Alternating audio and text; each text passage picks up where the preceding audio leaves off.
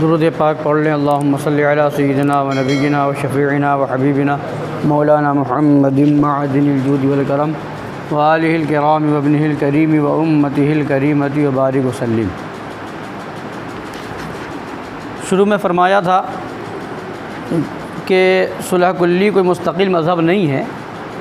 صلح کلی قسم کے لوگ ہر طبقے میں پائے جاتے ہیں۔ عوام میں بھی تو صلح کلی ہیں، لیڈر بننے والوں میں بھی صلح کلی ہیں، مولوی بننے والوں میں بھی صلح کلی ہیں، تو سب کی باتیں بھی الگ الگ ہیں۔ اب یہاں فرماتے ہیں صلح کلی فرقے کے وہ لوگ جو مسلمانوں کے مولوی بن گئے ہیں، جو حقیقتاً جاہل ہیں یا پڑھ لکھ کر بحکم اضلہ اللہ علی علم جاہل بن گئے ہیں۔ وہ اپنے وعظوں میں مسلمانوں کو یوں بہلاتے ہیں، کیا کہتے ہیں؟ صلح کلی قسم کے جو مولوی ہیں، حضور اقدس صلی اللہ تعالی علیہ وآلہ وسلم تو کافروں پر بھی مہربان تھے۔ حضور علیہ وآلہ علیہ صلاۃ والسلام نے تو کبھی کافر کو بھی کافر نہیں کہا، معاذ اللہ۔ اور بھائی بات بھی یہی ہے کہ کافر کو بھی کافر نہیں کہنا چاہیے، معاذ اللہ۔ شاید وہ کسی وقت مسلمان ہو جائے۔ حضور علیہ وآلہ علیہ صلاۃ والسلام نے تو اپنے کسی دشمن کو بھی برا نہیں کہا، پھر ہم کیوں کسی کو برا کہیں؟ قرآن نے تو فرمایا ہے کہ کافروں سے کہہ دو لکم دینکم ولی دین، یعنی تمہارے لیے تمہارا دین اور میرے لیے میرا دین، اور یہ کہ لا اکراہ فی الدین، یعنی دین کے معاملے میں کوئی زبردستی نہیں۔ پھر ہم کسی کا رد کر کے کسی کو کافر بد مذہب کہہ کر دین کے بارے میں خواہ مخواہ اس سے کیوں جھگڑا کریں؟ کسی کے ساتھ خواہ وہ کیسا ہی ہو، غلظت و شدت کرنا خلق عظیم کے خلاف اور بدخلقی ہے، معاذ اللہ رب العالمین۔ اس طرح کی باتیں صلح کلی قسم کے مولوی کرتے ہیں۔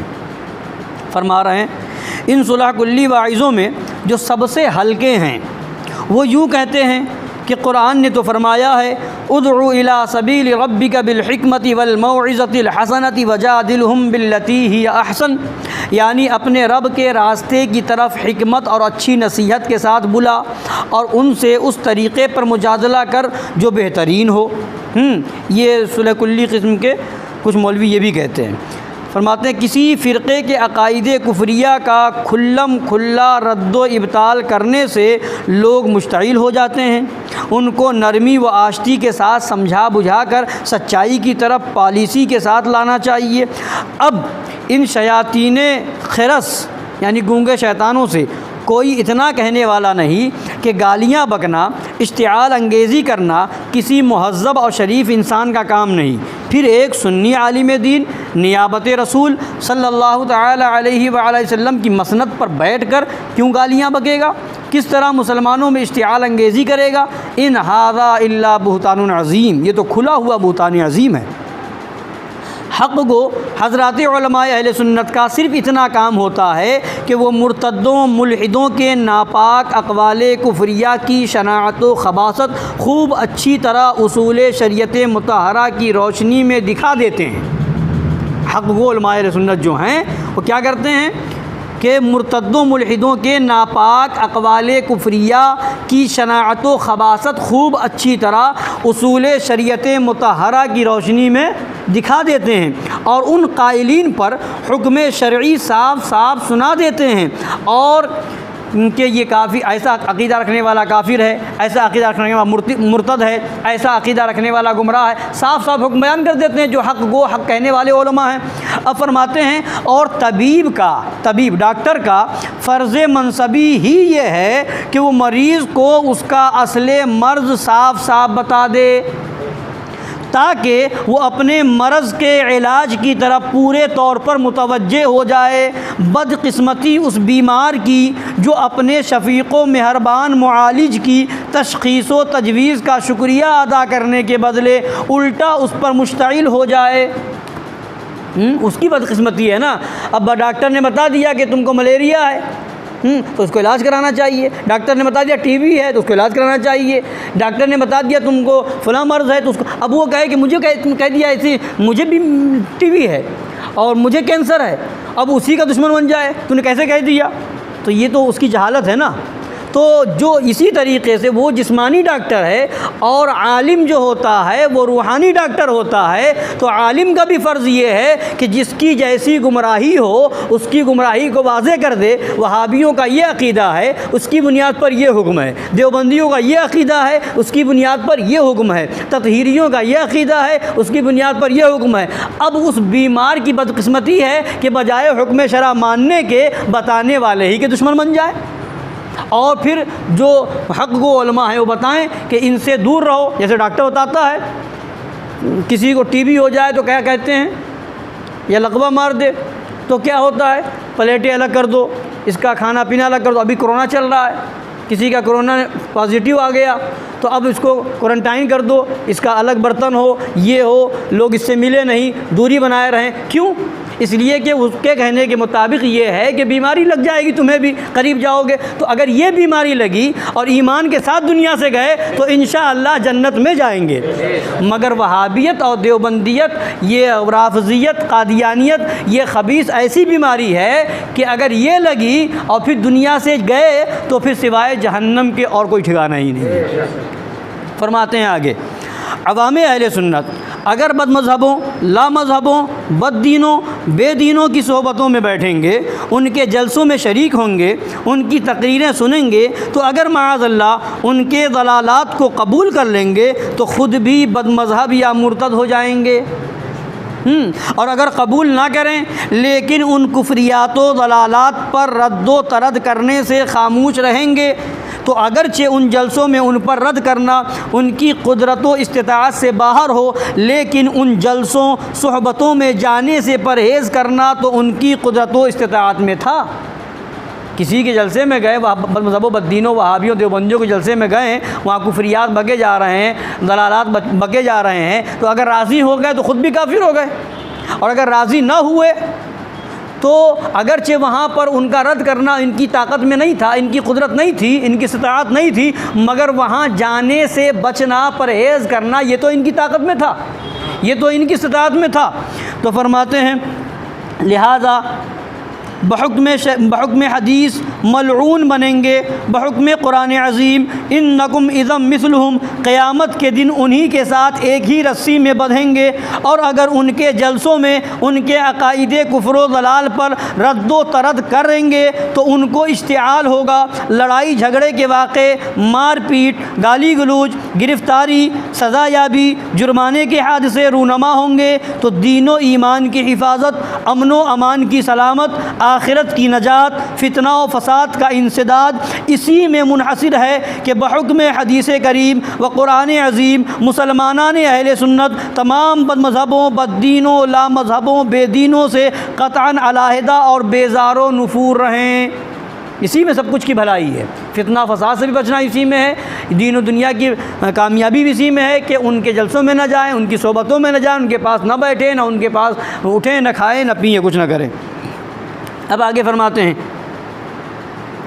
ان کی صحبت و محبت سے بالکلیہ پرہیز رکھیں، واللہ هو الموفق، ان حق پوش باطل کوش واعظوں سے جو یہ پیش کرتے ہیں کہ قرآن شریف میں ہے ادعو الی سبیل ربک بالحکمہ، حکمت سے کام کرو، تو اب یہ فرما رہے ہیں ان حق پوش باطل کوش واعظوں سے کون کہے کہ آیت کریمہ ادعو الی سبیل ربک بالحکمۃ والموعظۃ الحسنہ وجادلہم باللتی ہی احسن میں ہرگز پالیسی کا حکم نہیں دیا گیا۔ حکمت کی بات کرتے ہیں، حکمت سے کام کر رہے ہیں، حکمت وہابی وقت کھا لیا، کیوں؟ ارے حکمت تھی، دیوبندیوں کے یہاں شریک ہو گئے، دیوبندیوں نے نکاح پڑھا دیا، کیوں چلے گئے؟ ارے وہ حکمت سے کام کر رہے ہیں، رد نہیں کر رہے ہیں، کیوں؟ وہ حکمت سے کام کر رہے ہیں۔ تو ساری چیزوں میں حکمت، اور پھر پیش کریں گے کیا؟ اسی آیت کو۔ صلح کلی قسم کے مولوی لوگ اسی آیت کو، دیکھو قرآن شریف میں ہے حکمت سے کام کرنے کا حکم دیا ہے، اب سنیے یہاں حکمت سے کیا مراد ہے، یہاں اس آیت کا مطلب کیا ہے اور یہ دھوکہ کیا دیتے ہیں۔ فرماتے ہیں اس آیت کریمہ میں ہرگز پالیسی کا حکم نہیں دیا گیا۔ آج کل پالیسی کا مفہوم قلب و زبان کا باہم اختلاف اور مکر و فریب ہے۔ پالیسی کا مطلب کہ آج کل یہ چل رہا ہے کہ زبان میں پہ کچھ ہے اور دل میں کچھ ہے، مکر و فریب کا نام، اور وہ حکمت سے ہرگز مراد نہیں۔ قرآن شریف میں جو حکمت کہا گیا اس سے یہ مراد نہیں ہے کہ وہابیوں کے ساتھ بیٹھ کے کھا بھی لو اور کہو میں حکمت سے کام کر رہا ہوں، نہ دیوبندی کی دال نہ وہابی کا واو، کوئی رد نہیں، کسی طرح کا کوئی عقیدے کا بیان نہیں، اور کیا کر رہے ہیں کہ تو میں حکمت سے کام کر رہا ہوں معاذ اللہ۔ آیت کریمہ کا ترجمہ تو یہ ہے کہ اپنے رب کی راہ کی طرف بلاؤ پکی تدبیر اور اچھی نصیحت سے، اور ان سے اس طریقے پر بحث کرو جو سب سے بہتر ہو۔ یہ ترجمہ ہوا آیت کریمہ کا۔ تو فرماتے ہیں پکی تدبیر سے، حکمت سے مراد پکی تدبیر، اور تدبیر کیا ہے؟ تو فرماتے ہیں پکی تدبیر سے وہ دلیل محکم مراد ہے جو حق کو واضح اور شبہات کو زائل کر دے، حق کو واضح کر دے اور شبہات کو زائل کر دے، یہ ہے حکمت سے مراد۔ اور اچھی نصیحت سے، والموعظۃ الحسنہ، اچھی نصیحت، تو اچھی نصیحت سے کیا مراد ہے؟ ترغیبات و ترہیبات مراد ہیں، یعنی اچھائیوں کی طرف رغبت دلانا اور برائیوں سے ڈرانا، کہ اگر ایسا عقیدہ رکھو گے کہ سرکار دو عالم صلی اللہ علیہ وسلم کو علم غیب ہے، سرکار دو عالم صلی اللہ علیہ وسلم کو اختیار کل ہے، سرکار دو عالم صلی اللہ علیہ وسلم سب سے افضل و اعلیٰ ہیں، تو تم ایمان والے ہو، جنت کے حقدار ہو۔ اگر اس کے خلاف عقیدہ رکھو گے تو پھر دشمنان رسول میں شمار کیے جاؤ گے، گستاخی مانی جائے گی، جہنم کا ایندھن بنو گے، یہ ڈرائے۔ یہ ہے موعظہ حسنہ، یہ نہیں کہ منہ میں دہی جما لے اور کہے میں حکمت سے کام لے رہا ہوں، موعظہ حسنہ سے کام لے رہا ہوں، اچھی نصیحت سے کام لے رہا ہوں، معاذ اللہ۔ فرماتے ہیں بہتر طریقے سے مراد یہ ہے کہ اللہ تعالیٰ کی طرف اس کی آیات و دلائل سے بلائیں، اللہ کی طرف اس کی آیتیں پیش کر کے بلائیں، دلائل بیان کر کے بلائیں، مضبوط دلیلیں جو حق کو واضح اور بے دینوں کے شبہات کو زائل کر دیں، بد مذہبی و بے دینی سے توبہ کر لینے پر رحمت الہیہ اور جنت کی نعمتوں کی خوشخبری سنانا، اور کفر و ضلالت سے توبہ نہ کرنے پر قہر الہی اور عذاب دوزخ سے ڈرانا، یا اللہ تعالیٰ کی طرف اس کی نشانیوں اور دلائل کو پیش کر کے بلانا، اس کو پالیسی یا کفار و مرتدین کے ساتھ لعنت و مداہنت سے کیا علاقہ؟ قرآن شریف کیا ہے کہ تو یہ مطلب ہوا کہ لوگوں کو بتاؤ، صحیح عقیدہ کھل کر کے بتاؤ کہ یہ ایسا عقیدہ ہے اور اس کی دلیل یہ ہے، قرآن میں یہ ہے، حدیث میں یہ ہے، اس کے خلاف عقیدہ رکھو گے تو جہنم ٹھکانہ ہے، وغیرہ وغیرہ، اس طرح کھل کے۔ یہاں پر حکمت اور موعظہ حسنہ سے یہ مراد ہے، مگر یہ نہیں کریں گے اور اس کے بعد کہیں گے میں حکمت سے کام کر رہا ہوں۔ تو فرماتے ہیں اس کو پالیسی یا کفار و مرتدین کے ساتھ لعنت و مداہنت سے کیا علاقہ؟ اس آیت کریمہ کا خلاصہ ارشاد تو یہ ہوا کہ روشن و مضبوط دلائل و براہین کے ساتھ کھلم کھلا احقاق حق و ابطال باطل کرو۔ اس آیت کا تو یہ مطلب ہوا۔ اور اگر بالفرض کسی تفسیر کی بنا پر اس آیت کریمہ سے کفار و مشرکین و مرتدین کے ساتھ لعنت و نرمی نکلتی بھی ہو تو اس تفسیر پر یہ آیت کریمہ آیات سیف و غلظت سے منسوخ ہوگی، کما صرح بھی ائمۃ التفسیر۔ اگر یہ مان بھی لیا جائے کہ اس آیت کا یہ مطلب کسی تفسیر سے نکلتا ہو کہ کفار و مرتدین و مشرکین سے نرمی برتی جائے، اگر یہ مطلب بھی نکلتا ہو تو جو جس آیت میں حکم دیا گیا سختی کرنے کا، وَلْيَجِدُوا فِيكُمْ غِلْظَةً، چاہیے کہ کافر تم میں سختی پائیں، وَالَّذِينَ مَعَهُ أَشِدَّاءُ عَلَى الْكُفَّارِ، نبی کے صحابہ جو ہیں وہ کافروں پر سخت ہیں، یا ایھا النبی جاہد الکفار والمنافقین واغلظ علیہم، ان پر سختی کا جہاں حکم دیا گیا ہے ان آیتوں سے یہ مطلب اور یہ آیت منسوخ ہوگی، اور جب منسوخ ہوگی تو منسوخ پر عمل نہیں کیا جائے گا۔ آگے فرماتے ہیں ان گونگے شیطانوں کو کون سمجھائے کہ مسلمانوں کو کافروں سے لکم دینکم ولی دین کہنے کا حکم آیات قتال و شدت سے منسوخ ہو چکا ہے۔ لکم دینکم ولی دین، تمہارے لیے تمہارا دین، میرے لیے میرا دین، تو یہ پہلے کے لیے فرمایا گیا تھا، اور جب آیات قتال اور آیات شدت نازل ہو گئی تو اب یہ بات، یہ حکم منسوخ ہو گیا۔ اور انہی آیات مبارکہ نے بتا دیا کہ لا اکراہ فی الدین کا ارشاد جس مدت کے لیے تھا وہ مدت بھی منقضی ہو گئی، وہ مدت بھی ختم ہو گئی، اور منسوخ پر عمل کرنا جائز نہیں۔